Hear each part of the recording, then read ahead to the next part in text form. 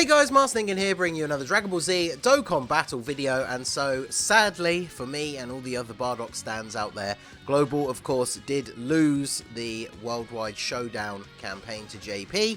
I'm starting to believe I say the rumours, but a couple of people are saying that it's been proven a couple of years ago, I don't know. But the whole thing that it's rigged and basically each version takes it in turns to win. Because when I posted that video about, like, we should get the Bardock guys, like, let's try and win, a lot of people were saying they preferred the Frieza, and I saw a lot of that on Twitter as well.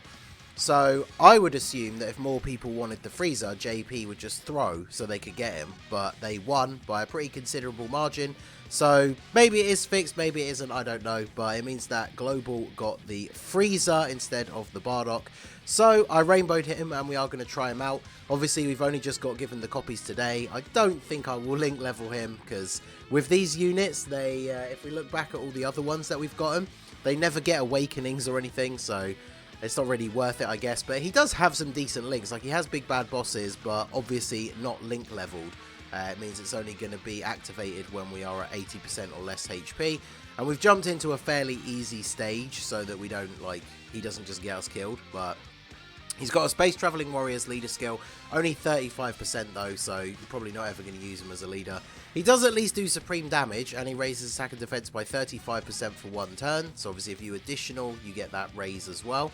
And then for his passive, a lot of 35s here. So attack and defense 35, an additional 35 when attacking, an additional 35 when there is a superclass enemy, an additional 35 when performing a super attack. So we're in a stage where we're only fighting super enemies, so as long as we're supering, we're getting all 4 of those buffs active every time, so that's like 140%.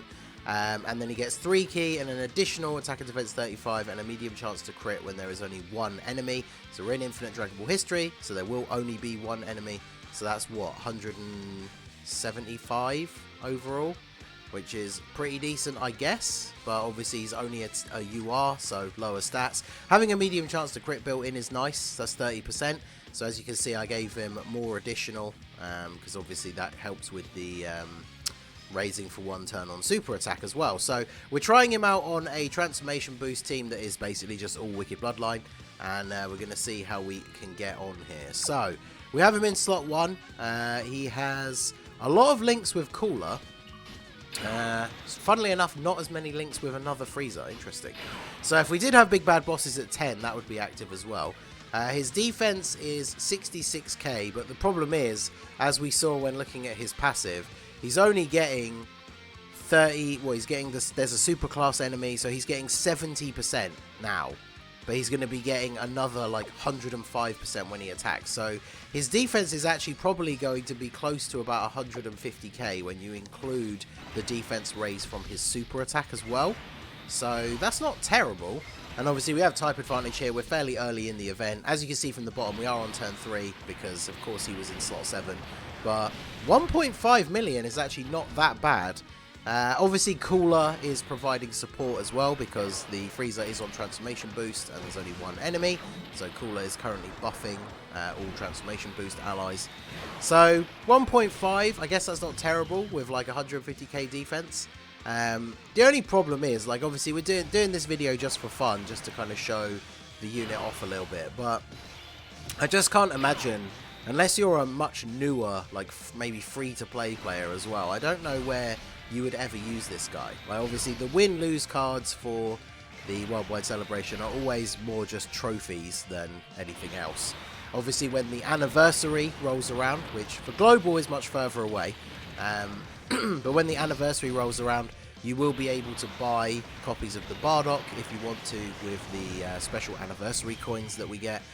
With the last anniversary just gone, I did buy actually all of the ones that we were missing, just so I could complete out the set, even though it's not exactly necessary to have them. Wow, yeah, he really does link up better with Cooler, huh? So let's put Cooler in slot 1, because I actually do want to see this Frieza tank. So yeah, we've got another support unit on rotation as well, so he's 73k, so he's easily going over 150k on defense on super attack here. So let's see what we can do. Cooler with the type disadvantage. We won't be finishing off Vegeta in one hit or anything here, so we can see how well this Frieza can tank.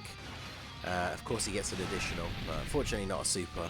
1.65, and that's on a rotation with double support units. We didn't get the chance to crit all the additional though, which is unfortunate. But I mean, yeah, he has a very basic super attack animation. It's kind of all the things you would expect from a unit that just doesn't have a Dokkan Awakening. So I don't know.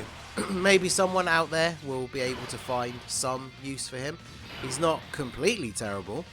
He's on some decent categories as well. He's not on Sworn Enemies though. As you may have seen from the team build, I did not bring the INT third form Frieza because Sworn Enemies basically should just, I mean the name would be too long I guess, but Sworn Enemies is basically just Sworn Enemies of Goku. So, like for example, I noticed the other day, I think I mentioned this in a previous video, but I wanted to do a video of using the double LR Cell rotation on Sworn Enemies, because I feel like that's a rotation that people forget about quite a lot. And obviously I remembered that, hey, all the cells are on Sworn Enemies. So I went to put that team together only to realise that the physical LR Cell is not on there. Probably because it's Cell and the Cell Juniors. So since they are, the Cell Juniors are not Sworn Enemies of Goku. So they're not on the category, unfortunately. Because that would have been another fun team to run that rotation on. But yeah, I mean, Frieza is Bardock's like Sworn Enemy, especially like from the point where these two cards come from. So obviously the category really is just Sworn Enemies of Goku, and this Frieza is from way before Goku had even gotten to Earth, I guess, because the pod was flying off, depending on the version of the history you go by. I think even in the retelling from the beginning of Super, the pod is still on its way when Bardock is killed by Frieza. So yeah, Goku, this Frieza doesn't count as a Sworn Enemy because he's not a Sworn Enemy of Goku. But he is on Transformation Boost even though he's only in his first form, so that is good. It's a decent team for him to be on. Obviously we can get the support from Cooler, which is nice. It is quite interesting that he links up much better with the STR Cooler than he does with a lot of the Friezas that are on the team. So I think we can get the Dokkan attack with him next turn as well, as long as we get decent layout of orbs. If we can prioritize picking up same type orbs, we should pretty much guarantee that we get the Dokkan attack with him. I don't really want to put him in slot 1 though, because he gains a lot of his defense on super attack, so that could be pretty sketchy.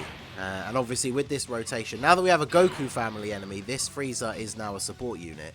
So what is his defense in slot 1 now on this turn, now that we got support? 72k, that's pretty bad.